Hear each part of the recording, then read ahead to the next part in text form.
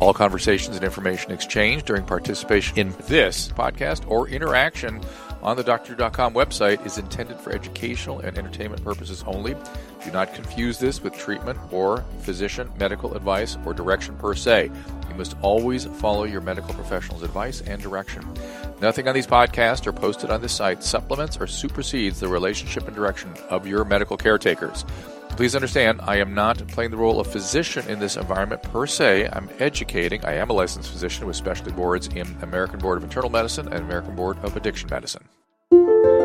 Hey, this is Dr. Drew, and you are listening to This Life with Bob Forrest and Dr. Drew. Here we are.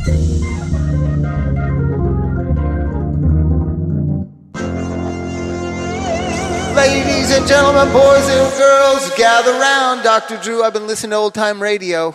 Again? Yeah, because I won't listen to the news anymore after the Mueller report. Good so we're here again. Gather round. Gather round. Got some business to take care of. It's another episode of This Life, #YouLive. Check out our new Opium series. Bob, you would love this on the Weekly Infusion. I listened to a bunch of it. Yeah, we're doing it on Weekly Infusion where I read the articles that we published, and we have these great interviews alongside of it. In this series, The History of Opium, we explore the substance's first known use in antiquity and work our way all the way up to the current crisis. It was produced by Michelle Poe. We are in episode 5 now. And go to DrDrew.com, get the whole thing. Subscribe to Weekly Infusion, where you can listen to wherever you get your podcast. Also, other shows at DrDrew.com, the Dr. Drew podcast. I've had some great guests recently. Number 371, Kevin Folta. 370, Robert Greene. You know who he is? He's written a book. Oh, my God, he's a great guy. Thought he was going to be on this. No, he's on that one. And he wrote a book called The Human Nature. Yes. The Nature of Human. And he also, I'll tell you somebody I will get in here is Dr. Ashley Winter. She's a urologist. She's young. She knows what the hell she's talking about. And when she was saying to me, she goes, I've been on these people podcasts. They're supposed to be sex experts. I'm sort of confused. I go, no, honey, you're an expert. People that say they're experts are not necessarily experts. Also, the new Dr. Drew After Dark podcast. It is, according to my producer, taking the world by storm. Susan, is that correct? Atop the YouTube channel and podcast charts. I'm hosting this on your mom's house platform. It's for mommies, but not kiddies, okay? Be warned. It is intended for mature audiences. So holy moly, I got to tune into that. Yeah, do not Dr. Drew talking dirty? Yeah, it's not just me. It's sort of watching videos that are kind of... Oh, my goodness. And because that's your mom's house. Like Prime Love Line, 1988. Yes, it is a throwback. And we have our first T-shirt out, the Dr. Drew Heather Charcoal T-shirt at merchmethod.com/Tom Segura. And do not wear that in the carpool either. And of course, me and Leanne tweeting on KBC 790 Midday Live Talk. If you're in another city other than Los Angeles, you can tune in every day at the website at kbcradio.com, yes. I think it is. No, KBC.com. I don't think so. No, it's KBC. All right. There's a TV, but you'll see the radios. Everything is at DrDrew.com next to all the podcasts we offer here with Playroom Pods, as well as the Dr. Drew podcast, of course, the Adam and Drew podcast, and please do tell a friend. We appreciate the listenership. That is all the business, my producer. Can I just say I just had a flashback. The first time I ever heard the term anal sex said in media, Dr. Drew said it, and I was drunk at home. It must have been like 87, 88, 89. And I was like, the world is becoming how I want it to be. Then you downed a couple of beers and came on the show with me.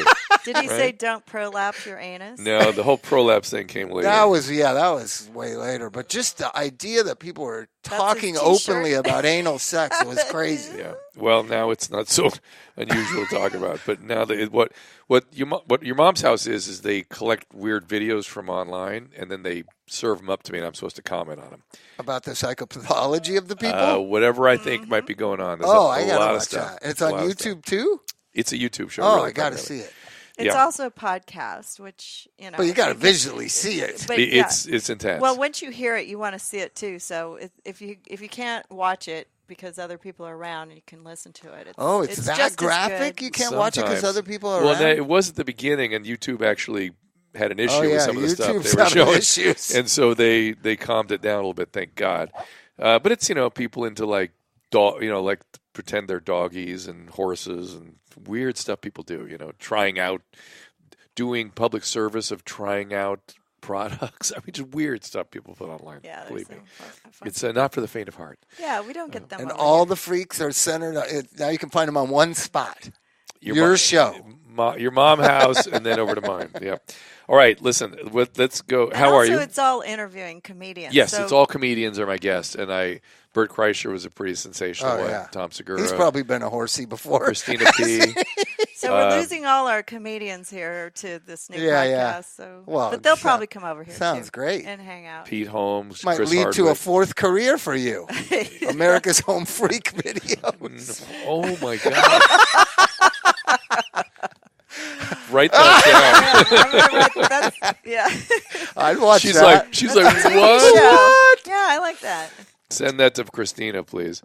All right. So, how are you? I'm great. There's a lot going on. That's the strange thing that I think a lot of people are going through. My life is just beautiful and great. And then as soon as you think about the society, you immediately feel this weight. Yeah. And what do you think that is?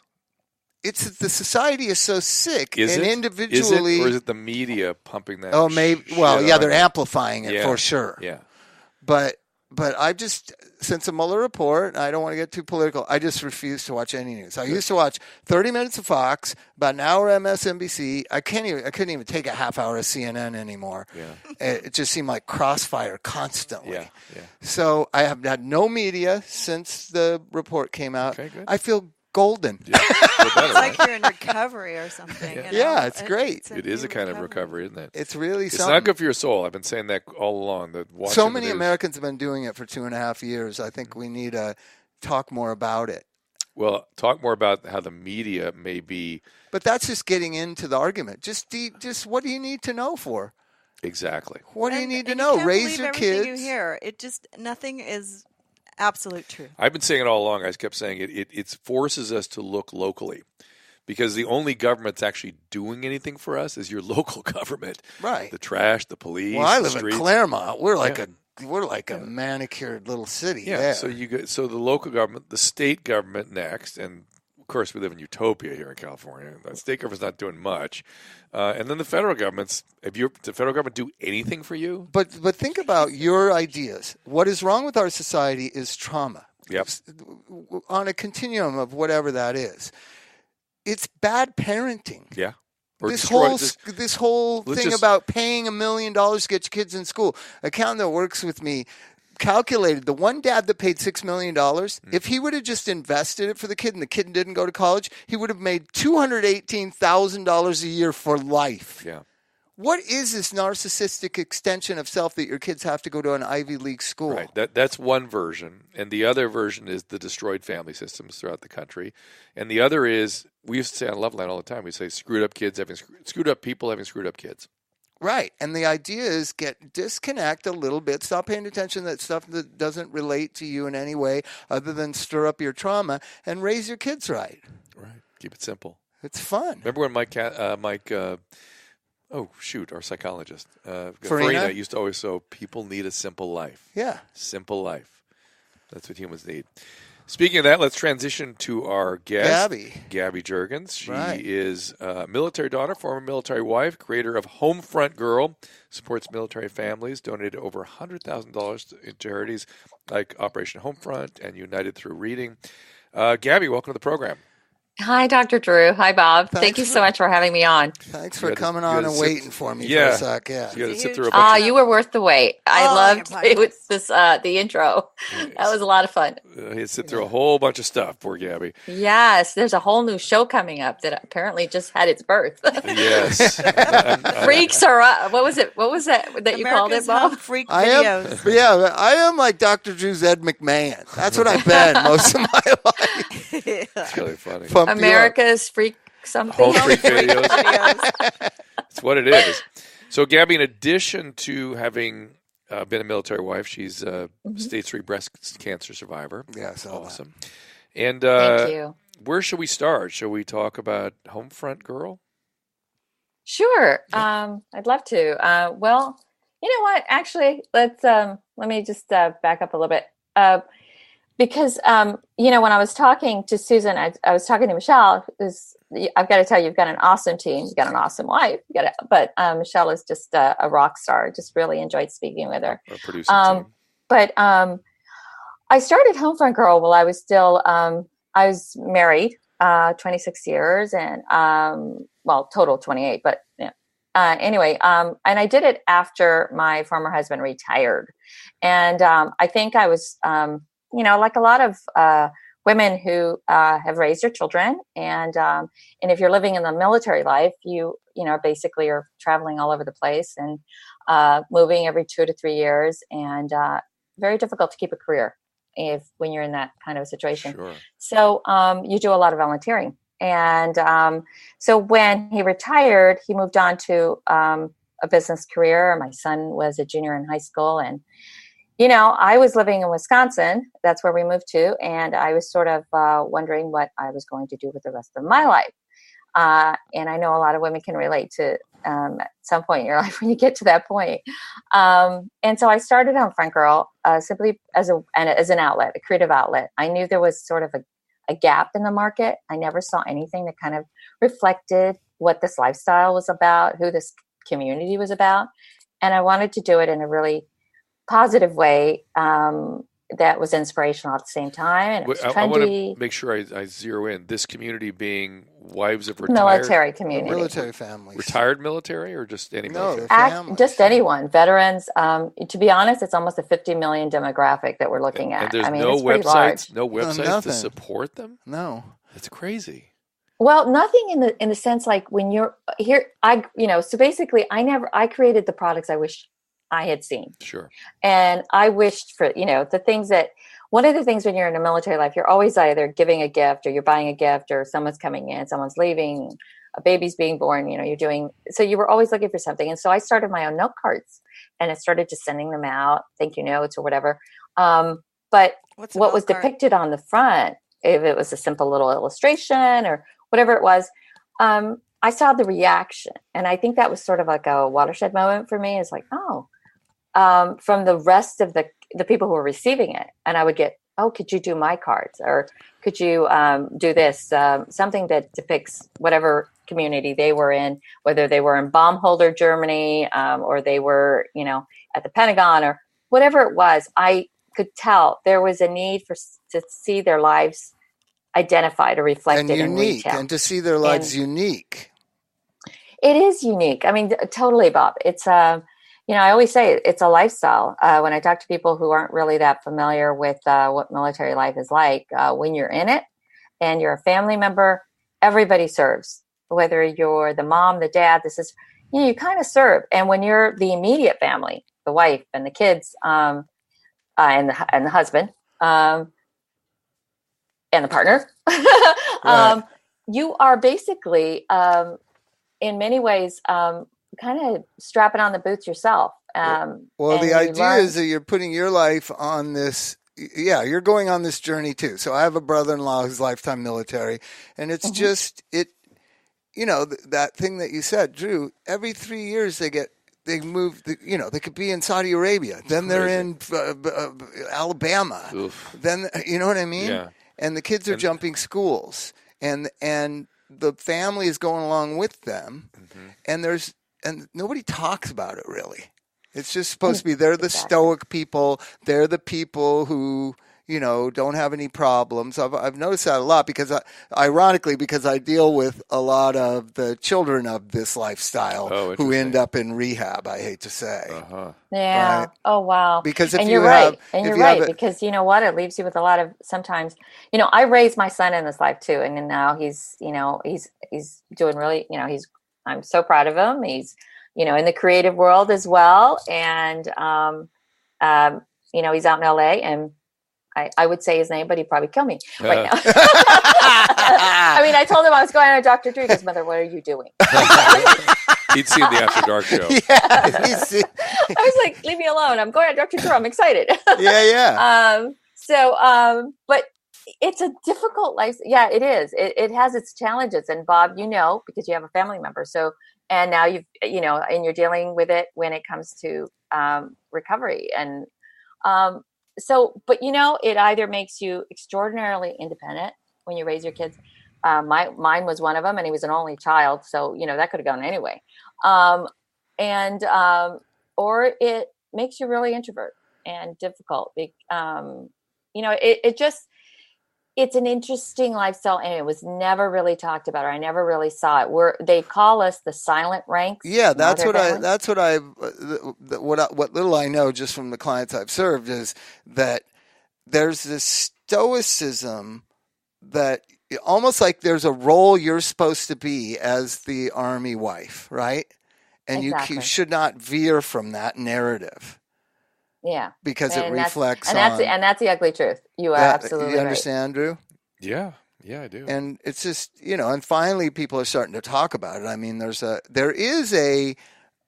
don't want to say it wrong, but there is an Army Brats website where they all talk to each other. They're all children of the military, right? Yep, absolutely. That's what they call themselves, Drew. Army Brats. Well, and Navy Brats. Or I've certainly seen them identify as such later as adults. Yeah, that's what as adults. Yeah.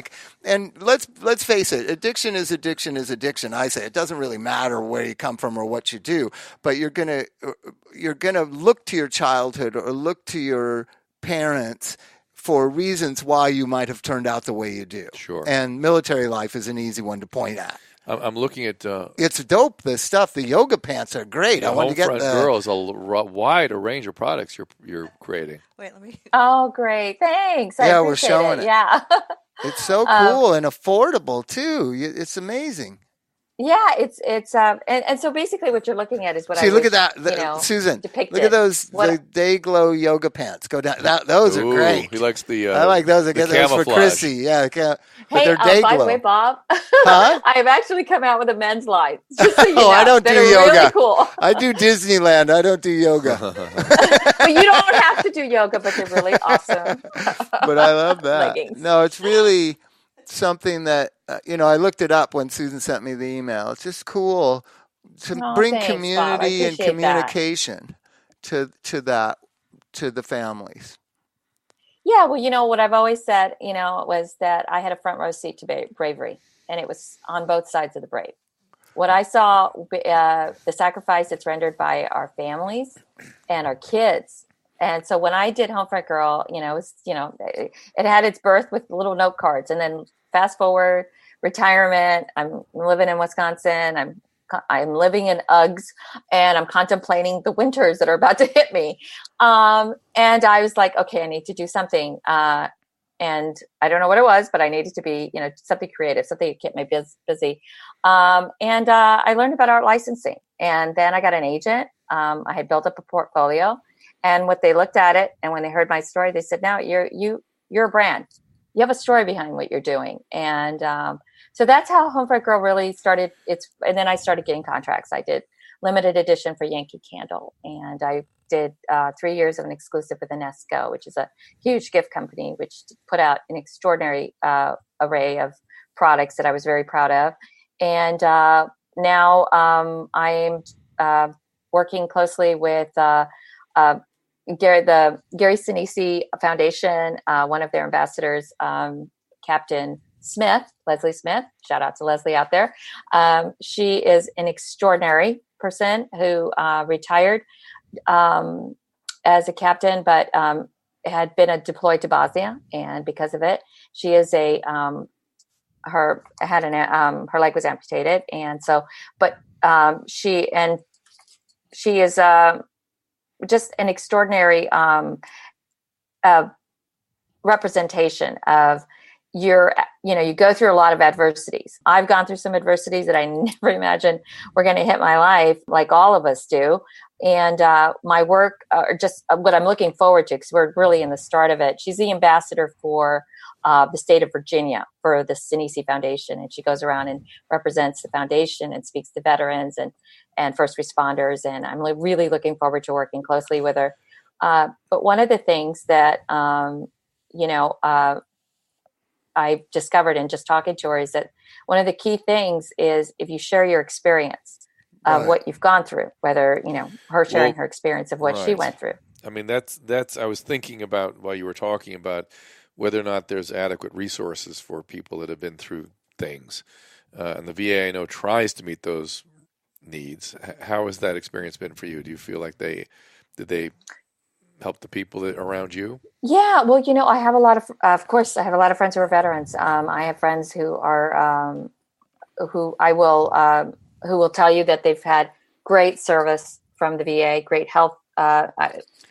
Leslie will be one of them. Great primary for sure. You never hear complaints about the primary care. Primary care. It's the secondary care, like the psych care and addiction care and things like that. And also just, and then you hear the stories, of course, and then the waiting time, and those things are real, and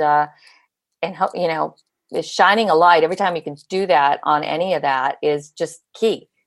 Shining a light on something so that, it's there and people can see there's an issue here. There's a problem here that needs to be addressed.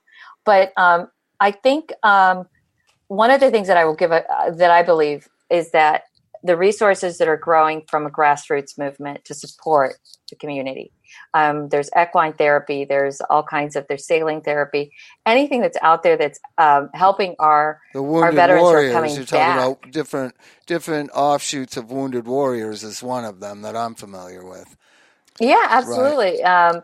And, along with that, though, Bob, I would also mention that there is the extraordinary work for our military caregivers and the support that they need, because those spouses who are now, and moms and dads and friends and family who are caring for those that are coming back with these visible and non-visible, invisible wounds, right, are, they need also support. And a lot of these,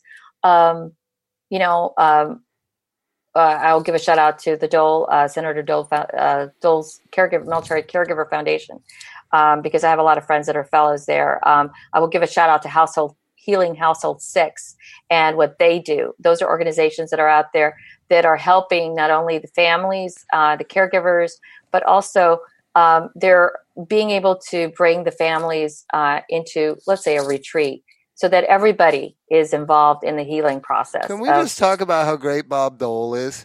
Bob Dole is the writer of the Dole Act, which makes access to drug treatment possible. Yeah. That law. So, I would say a moderate Republican he was. Yeah.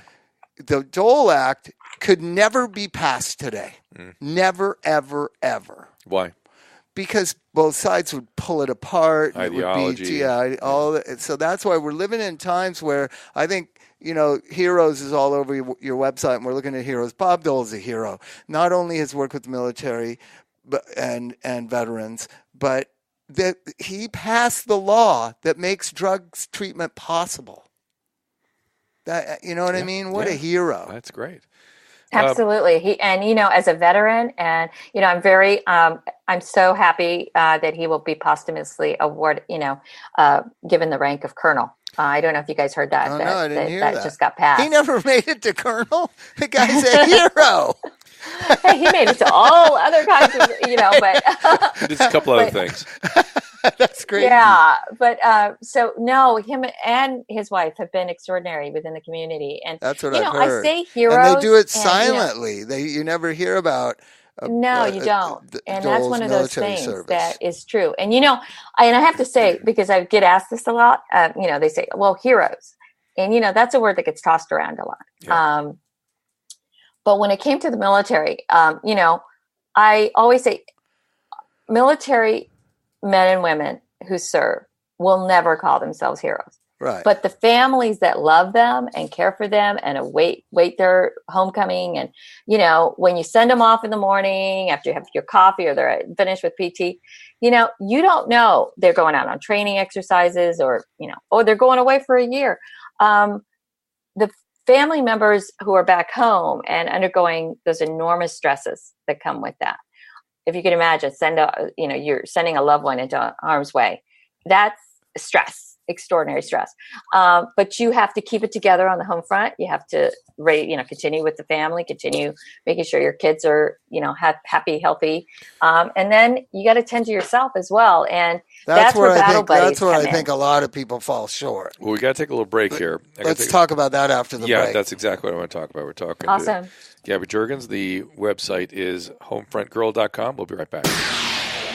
Well, CBDs are everywhere, right? Everyone's talking about them, and it's a topic that I get asked about all the time. Bottom line on CBD, although there are way more claims made about them, the clinical evidence right now, it's not all that clear, but many people are using it and reporting great results, and they are very encouraging. So I want to first define exactly what I'm talking about here. CBD is cannabidiol, an extract from hemp. While you might associate with marijuana, CBD does not cause reinforcement. It is not the reinforcing component of hemp, but it is what's responsible for the calming or some of the relaxing effects that many people experience, not the high. Now about the products. There are a ton of them on the market today. For getting the vast array of the reported health benefits, it's important to be aware of what you're buying. I was recently introduced to a company called Select CBD, an Oregon-based company that focuses on high-quality ingredients and manufacturing standards, not the hype. Their CBD-based products are available in a wide range of formulations and flavors, each of which is described to you so you can make an informed decision without all those promises that are probably too good to be true. Like I said, the reported benefits of CBD by individuals using this are very compelling. I'm excited to see how things develop as the science catches up with this booming industry. As usual, the public is ahead of the science. I can't make explicit claims yet, but boy, the reports are pretty encouraging. So if you're ready to try CBD, I encourage you to check out Select CBD. To learn more, go to drdrew.com/select. That's on my site, drdrew.com/SELECT. And for a limited time, you can save 25% at checkout with the code DRDREW, DRDREW. Again, drdrew.com/select, and then the code DRDREW. And we're back with Gaby Juergens. And we're picking up with how she took care of herself through all these trials and tribulations. Well, she had some special things that happened. Let's talk about what happened later with your husband. Oh, yeah. And I do want to give out a shout out. I heard that in your voice. Oh, yeah, let's talk about it.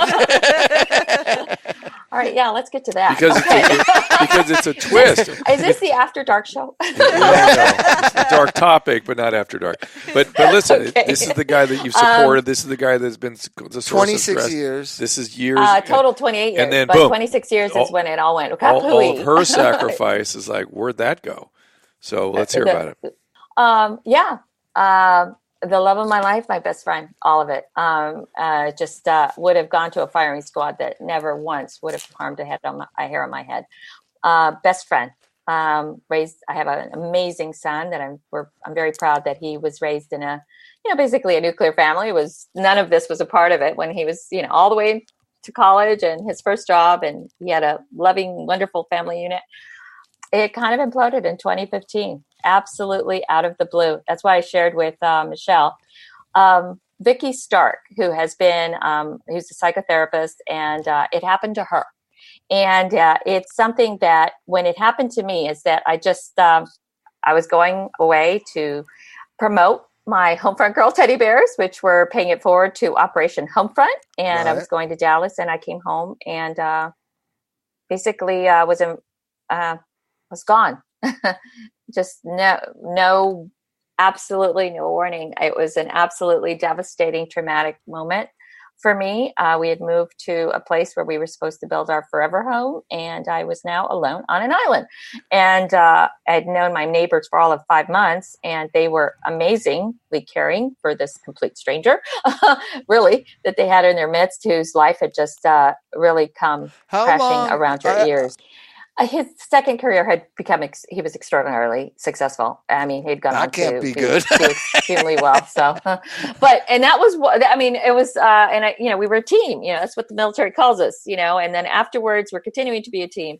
I mentioned Vicky Stark because, for me, after that hit me, the trauma, literally, it's like I would look in the mirror. I remember the second day that I woke up to this absolute shock of no pickup phone calls. No, it's just like gone. We're getting crazy. Wait a minute. We got to stop right there. Drew just shook his head. So you came home. He wasn't home. There was no note. Was there a? Oh no, I got a note. I got a note while it was the evening before my flight that said a car will pick you up. And I was like, what's going on? Because the plan was he's picking me up and we're picking up our baby doggies. I have 2 dogs. And, but that didn't turn out to be. It was, no, here's a car service. They'll pick you up. And, after that, no pickup of the phone, no nothing. So I literally went shaking to the airport. And then of course the flights got all You know, it's one of those, okay, now the airport is having issues with. What, did he have a second life now? Is he living some other life? He's living the life that he chose. He apparently, what I discovered was he'd been having an affair. Right, that's what I say. Then but I want to know whether it was male, female. Yeah. Well, no, it was a female. Okay. Well, you understand what I'm saying, right?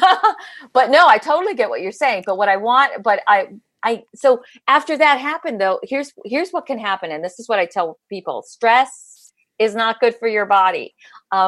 I, of course, I have to tell you, that girl who doesn't exist anymore, because that girl from when that trauma hit her, she's gone.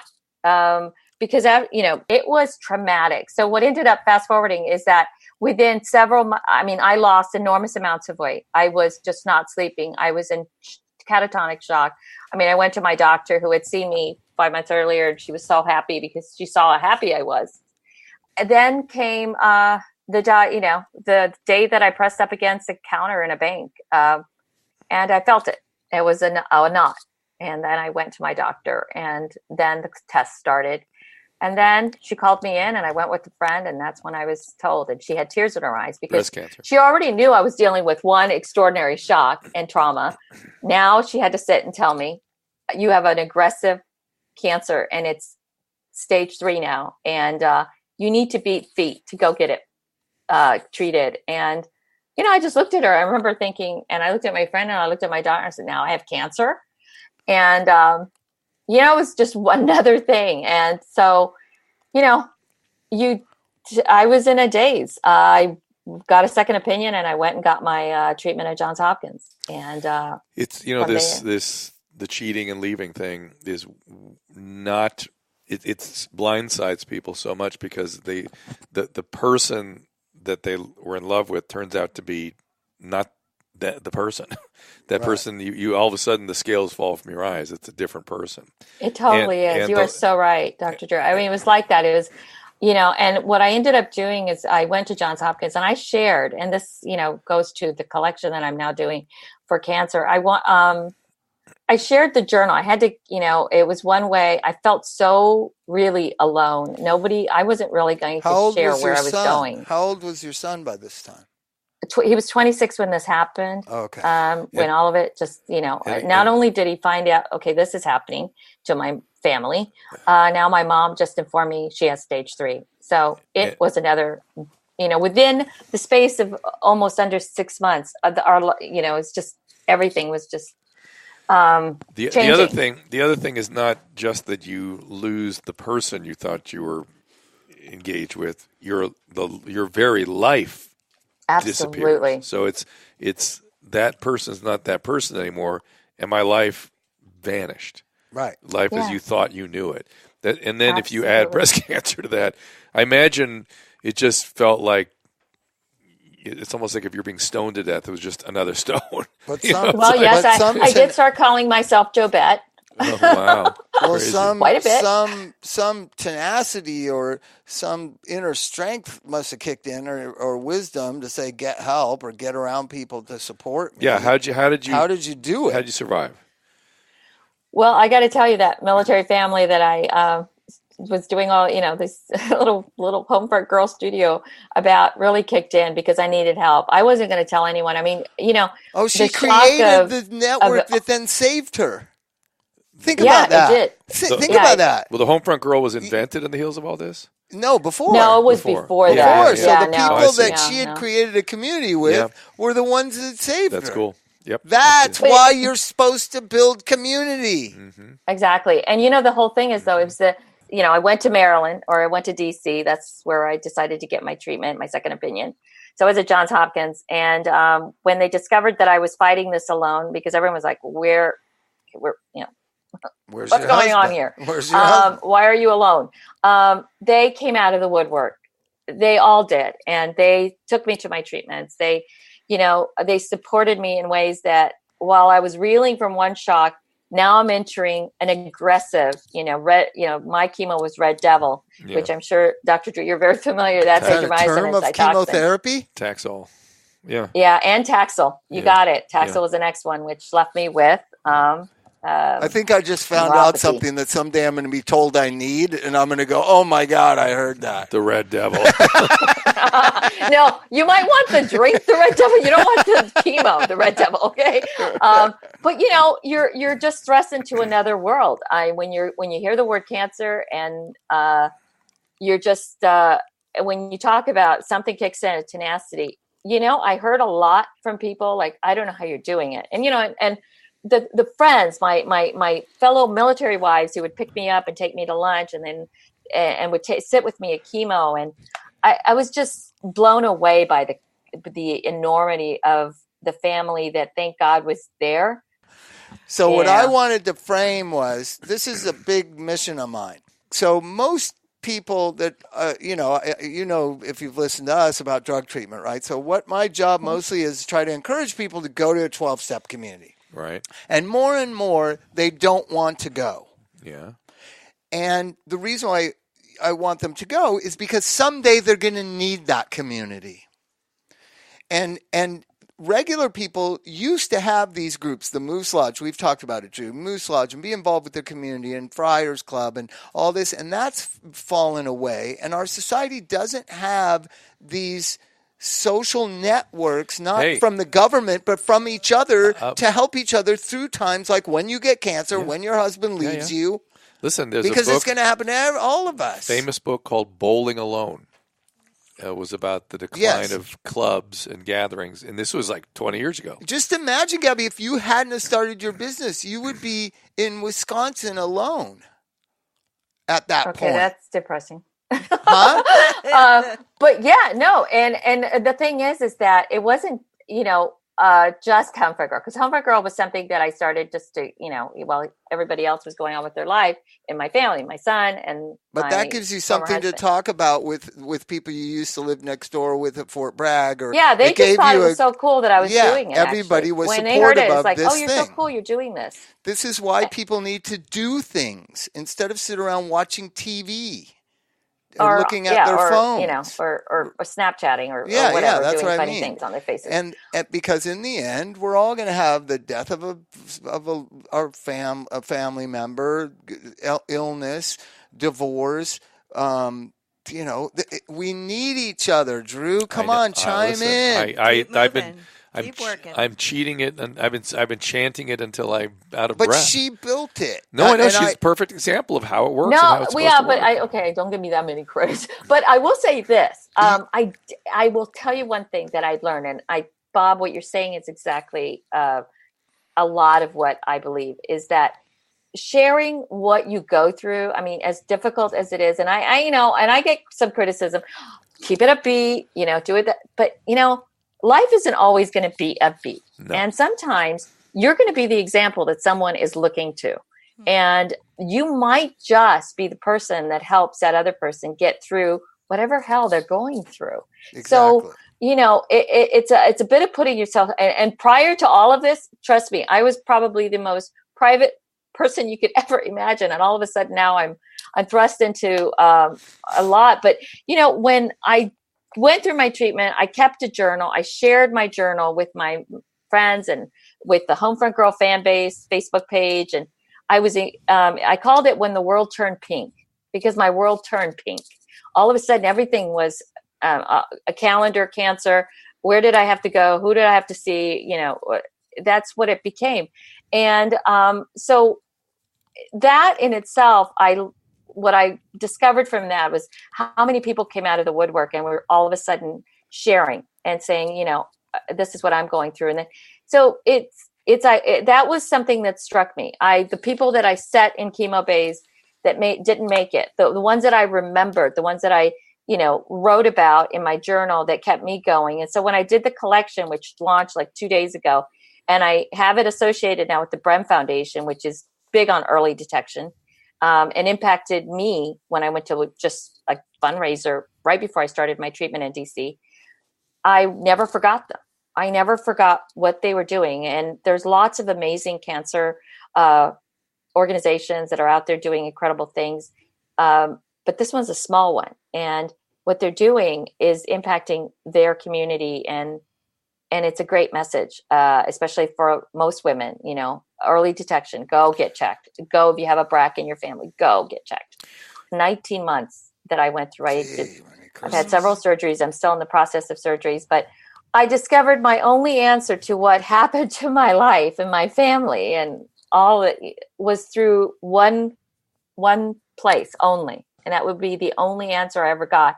And that's why I mentioned Vicky Stark and the runaway husband syndrome. And because when I actually joined, when I got to that support group and I discovered there was this extraordinary international group of people, women, who had experienced almost like textbook what I had experienced, I didn't internalize it and say, well, what did I do? Well, it was me. This is bizarre. How did this happen? And, there was a lot of, blaming myself through all of this. As I was sitting there alone, getting chemo and getting radiation and wondering, where's my best friend? I discovered this group afterwards. And that was discovering them was enriching. Runaway Husbands is what Stark's thing is called? She's the one. And it happened to her. See, that's the thing. So, Drew, have you heard of this? No. Oh, I've heard of this happening. I've not heard of this group. Yeah. Her book is called Runaway Husbands. And she basically she wanted to know, how did this happen? She was happily married. Did she talk to the runaway husbands too? Right. And I've seen the disappearing thing. You have? Oh, Here in LA? Absolutely. Well, when you say disappearing, is like when they leave and you have no clue. Yeah, they don't talk to you. One day gone. One day just that's crazy. Well, this was sort of like that, except that then of course I knew where he was because they divorced. Yeah. And I was a little busy, trying to live and fight for my life. Yeah. And then I finished 19 weeks, and then I came back to face this person that I hadn't seen in 19 months in court. 19 months. How was that? What was that like? Oh, it was absolutely, thank God I had my good friend Alice with me. It was absolutely devastating. Was it weird? I looked into what the did eyes he act of a like? person. What did he act like? Just shrugged and, basically I was looking, staring really hard at this person. Like he doesn't know her. And, sort of bug-eyed me. Anyone, do you know what I mean when I say bug-eyed? Even like, Nate's blown away by this, and nothing affects Nate. I know. What do you mean? This is insane. I don't know what bug-eyed means. What does that mean? Okay, so let's say you're staring at someone, or you're looking at someone, you're trying to figure them out. And they go like this. And they just sort of bug-eye you. Like what? Like what are you looking at? Yeah. Yeah, that's him. Yeah, them fits. Yeah, that's what I got. Ew. Well, listen. I mean, when I hear the stories of what, and Dr. Drew, you've seen the 10 steps. And basically it's like, is there a book out there for this? Because this is not this is not normal. This wasn't the normal, you know what? I'm not happy with you. Right. I found somebody I love better. This was that. It wasn't like that. No, this is driven by psychopathology. This is not driven by environment. Yeah. This is not normal. Oh, God. When I had to figure out how, after all of this, I now have to figure out, how do I get health care? By the way, that's that 2020 thing that I'm working very closely with a couple of senators' offices, and I'm like bugging them to death because I want somebody to make this right. It's not going to help me. It's too late for me. I was left because I was short 1 year. I lost all my benefits as a military spouse. So I lost my health care. I lost access to the base, to commissary, to saving money, to all of it. It's gone. But when I discovered this, because I didn't go around in my, crazy little head wondering, do I have 20 active duty years in my married life with him? So that if my marriage goes south, I'm not going to be left, without anything, a safety net. Because I don't have a 401k. I don't have I didn't build up a job. Well, you became adult the hard way. Mm-hmm. Well, but when it comes to that law, it leaves too many and it goes against the warrior ethos of we leave no one behind. Yeah, I agree with you. And that is not right. And I sat with Senator Reed, my senator from Rhode Island, in his office right after I had just finished treatment. I went with a fellow military wife who brought her little awards that we're all given, as all of our senior leaders call us, the combat multipliers, that if it weren't for us on the home front, making sure that the kids are okay and the warfighter doesn't have to worry that there's something going on at home, because we're keeping the home front all together. And so they give us the awards and we get the little pictures and the medals. And we're proud of that. But then when you discover when something like this hits you and happens to you and you're thrown for a loop, and you, on top of that, have an illness for the rest of your life that you have to contend with, and you discover that because you're short, let's say you have 19 years, 364 days. You're missing one day. Because of that one day, they will take everything from you. Wow. So we're going to have to leave it there. Gabby, is there a place keep like fighting, Gabby, keep fighting. Other than homefrontgirl.com, is there some place to support the 2020? No, unfortunately. But write to me. I would love to hear from any other spouses that have been impacted by this. This is at homefrontgirl.com? Gabby, right. My email is Gabby at homefrontgirl. I would love that. And thank you guys for having me on. Thank you. You've taken us on a journey today. I'm so sorry. And and I appreciate it. I also bought one of your travel bags while we were on that. Well, you're going to get one of the Vie and Rose camo travel bag. I can't shop and talk at the same time, but I will be on the website. I bought it. It's beautiful. It's pink. All right, we're going to wrap it up. We're all going to run around the computer and look at the computer bag. Thank you guys. Thank you for everything. Right. Your And you know what? Huge amazing. fan. Huge fan. Thanks, Gabby. Great to talk to you. Bye-bye. Thank you. We'll see you next time. Bye-bye. All right, that's about it for this episode of This Life. Thanks for listening and subscribing on your favorite platforms. Rate us 5 stars and tell a friend. Also, be sure to visit drdrew.com for the latest news. We'll tell you where you can find all of our health-related content, including the latest in-depth series, The History of Opium. You can now listen to it on the Weekly Infusion podcast. We have some great and very interesting and appropriate interviews with key historical players in the history of opium. We're excited about our newest podcast, Dr. Drew After Dark, which has been described as a dark web reboot of Loveline. It's the hottest guest spot for all the most popular comedians. Beware, it is for a mature audience. It is kind of a reboot of Loveline. You can hear the episodes first in a podcast form Thursday. Then on Friday, you can watch all the video episodes when the YouTube page drops on the Your Mom's House YouTube channel. New episodes every week. Subscribe, tell a friend. Also on Dr.com, you can find Swole Patrol, our health and fitness podcast with Mike Catherwood. If you want something a bit more refined that will expand your intellectual horizons, please subscribe to the Dr. Drew podcast, where I feature a wide variety of very interesting and important guests. Get in-depth interviews there. Last but not least, me and Adam and Dr. Drew Show podcast. It's a lot of fun, and we are still together, and you can get it 5 days a week. So go to drdrew.com. Please tell a friend, and we thank you for it. And thank you for listening. We'll see you next time.